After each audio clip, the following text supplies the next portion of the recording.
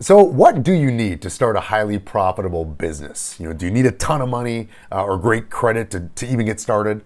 We're going to talk about that, and we're going to crush that myth in today's training.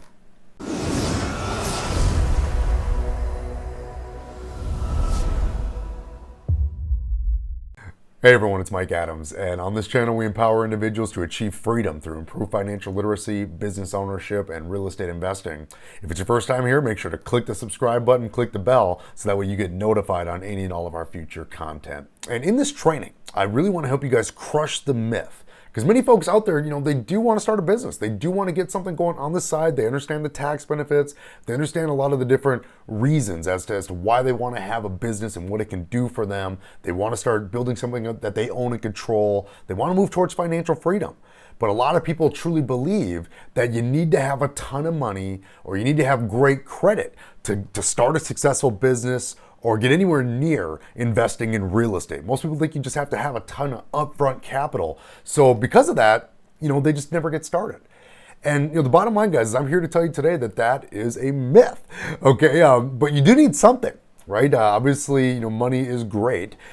Technically, okay, and bottom line is this: you do need money. But the beauty of business, the beauty of real estate is that yes, you need money to do your real estate deals, but it doesn't have to be yours, right? What you do need though is you need currency, okay? So what is a currency? Bottom line, guys, a currency is a tool for exchange. So it is something of perceived value that you can exchange for something else of perceived value or another currency. Right? And you see, most people only think in terms of one or two currencies. Well, guys, there's actually 4 currencies, okay, that you're going to need in order to build a highly profitable business, whether it's in real estate or not. So these are the 4 currencies. The first currency on our list is money. Okay, everybody knows that money is a currency. It's a tool for exchange. You get your check from your job, and from there you take some of the money and you go and exchange it for milk and bread for the kids at the grocery store. So it's a tool for exchange. Money is definitely a currency. But that's not the only currency. The second currency on the list here is time. And so you might be thinking to yourself, well, Mike, how is time a currency? Well, bottom line is this: if you have a job, okay, you're exchanging your currency of time to the company, right, for their currency of money, and they're exchanging their currency of money for your time. So time is definitely a currency. And just to ask yourself this question, when you look at these 2 currencies, because most people only think in terms of 1 or 2 currencies. Normally it's just money. But with time, which of these 2 is more important, right? Money or time? Okay, and if you've seen some of our previous videos, we've talked about this relentless focus, and part of the indoctrination that we've all endured is to focus on relentlessly chasing money. But what you're gonna find out by looking at this new example here is that money is the least important of these 4 currencies. Time is the most important currency. Right, when it comes to money, money comes back, right? Like you can get your check, you can spend every nickel of it, you can go back to your job, work another 80 hours, and they will give you another check. So money comes back around. But when it comes to time, time, you don't get a do-over. Yes, you miss that soccer game, right? Yes, you can go to the next one, but the one that you missed, you don't get that back. Right? So with time, you don't get that do-over. Time is the one currency that doesn't come back around. So it is definitely your most precious and the most important of the 4 currencies. Okay, but there's actually 2 more currencies that you're gonna need. So yes, you're gonna need money to build your business. You're gonna need time to build your business. You're also gonna need knowledge. Okay, knowledge is definitely a currency. And I think we all can agree that, even an easy example in this economy is that, obviously a doctor is going to make more money in this economy than somebody stocking shelves at Walmart, right? And why is that?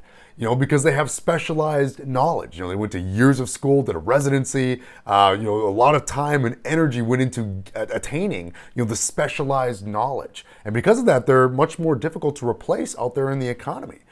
Someone that is working entry level, they can post an ad up on Craigslist or post an ad up on Indeed and get 15, 20 people for that entry position any day of the week. So having specialized knowledge is definitely something that you can leverage, and it is truly the most valuable. Time is the most important currency, but knowledge is definitely the most valuable of these currencies. And the fourth currency on the list here, guys, is relationships. And a lot of people truly believe that you need to have a ton of money or great credit to start a business or get started in real estate investing because they don't have anyone else that's a real estate investor. Or they don't have a network of other entrepreneurs that are building businesses. So most people will believe that the only relationship that they can lean on to start a business or to get going in real estate is their credit score, right? And that is your relationship score with the banks. So guys, these are the four currencies. And the deeper lesson here with these four currencies is that there's a big time difference in how employee mindset individuals utilize and view these four currencies, and then how wealthy mindset individuals utilize and view these four currencies. Okay, so on the employee mindset side of it, and we talked about the employee mindset and the indoctrination in one of our previous videos. I'll put a link to that below this video. So if you haven't seen that, check that out so you know exactly what I'm talking about with this employee mindset. But for those that have the employee mindset, okay, when it comes to these four currencies, money is the reason, right? Money is numero uno. That's what we're chasing every single day. Money's the reason that we get out of bed. Money's the reason that you drop your kids off at daycare. It's not because you want to drop them off. But guess what? You need to, because you need to go to work so that way you can make some money, right? Money's the reason that we're doing it. And unfortunately, time ends up being the tool, right? That you are going to leverage for 40 plus hours a week for 40 plus years of your life to go chase the reason. You see, when it comes to wealthy folks, guys, it's completely the opposite. And a lot of folks think, well, they're rich, all they care about is money. That's not true. The wealthy people that I've met and that I have in my network, they're not chasing money at all. They understand that money is a tool. The ultimate thing that wealthy folks are looking for is total control of their time. Because they want to be able to do what they want, when they want, without somebody else telling them what to do or where they need to be, right? They want total control of their time and of their lifestyle. And they know that they can leverage, by having money, they can leverage that money to get back control of their time or one of these other currencies, okay? So it's totally the opposite. When it comes to knowledge, on the employee mindset side of it, knowledge is oftentimes viewed as a burden. And you could take yourself back to that senior year of college or high school, and most folks are doing what? They're just standing on that stage or just wanting to walk across that stage and get that degree so that way they can go out there and start making some money, right? And finally be done with all the studying and all the learning. And so for many people, it's like we're on a quest to stop learning as fast as possible. And I have to say that I'm guilty on that. After many, many years in corporate America, for me, it was I just got to be good at my job, right? I don't need to necessarily expand myself. But I'll tell you, there were years that I didn't even read a single book, okay? All those years in corporate America, because it wasn't a part of my job. And it wasn't something I was required to do, okay? And so big time difference there. And you see, when it comes to wealthy mindset individuals, they know that knowledge is a journey. Right, and that's why you always see wealthy folks going to, tax symposiums and lectures and workshops and intensives. And the average CEO reads over 60 books a year. Right? Why do they do that? Because they know that knowledge is a journey, and that every little golden nugget of knowledge that they pick up from that workshop, from that training course, is something that they might be able to use to go after and get one of these other currencies. So they're always on the journey for new knowledge. And the truth be told, right, if you're moving towards financial freedom, the minute you stop learning and taking in new information, that's when you're going to start taking steps backwards inside of your life and inside of your business. And when it comes to relationships, guys, on the employee mindset side of it, all relationships are, unfortunately, and by design, very, very competitive. Right? There is a keeping up with the Joneses mentality out there. And a lot of times in life, okay, maybe you're on the line here. Maybe you're someone that's wanted to start a business. Maybe you've wanted to get into real estate investing for a long time. And sometimes, it's the people that we're closest with that are the most competitive with us. Okay, so again, maybe you're someone that's tried to start a business. Maybe you've been trying to get into real estate investing, and your coworkers, your friends, your family, they're around you. They're telling you, nope, don't do that. That's risky. That's dangerous. Don't do that. What you need to do is just work harder at your job. Maybe the boss will kick you a raise, and things are just going to work out, right? And a lot of times, in their mind, they're telling you that to protect you, right, from taking risk and taking a chance on yourself with a business opportunity, right? But unfortunately, there's an underlying layer there. Unfortunately, it boils down to competition. It's not that people don't believe that you could go out there and do it.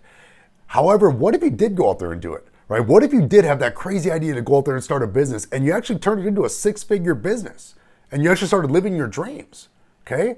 That's gonna put a shining light on them that they're not at where they wanna be at financially, right? And because of that, rather than motivate up, to your level and try to gain some energy and raise their attitude level, they would rather try to pull you down back to their reality. All right, does that make sense? I know when I was in corporate America, I was in corporate sales, I had a lot of people around me that were like that. People were throwing each other under the bus all the time.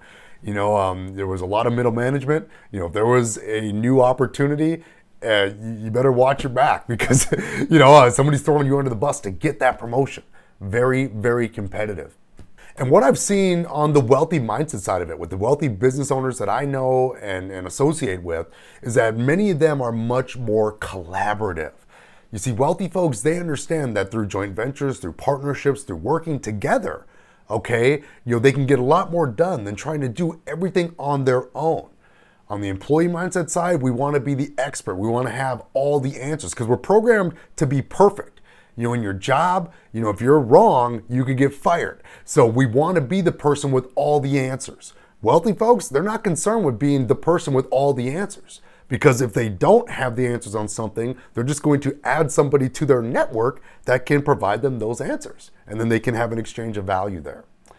So much more collaborative on that side. And guys, these are the 4 currencies, and this is the difference in how they're viewed on both sides of the coin.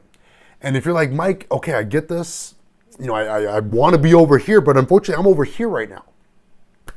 I get that, guys.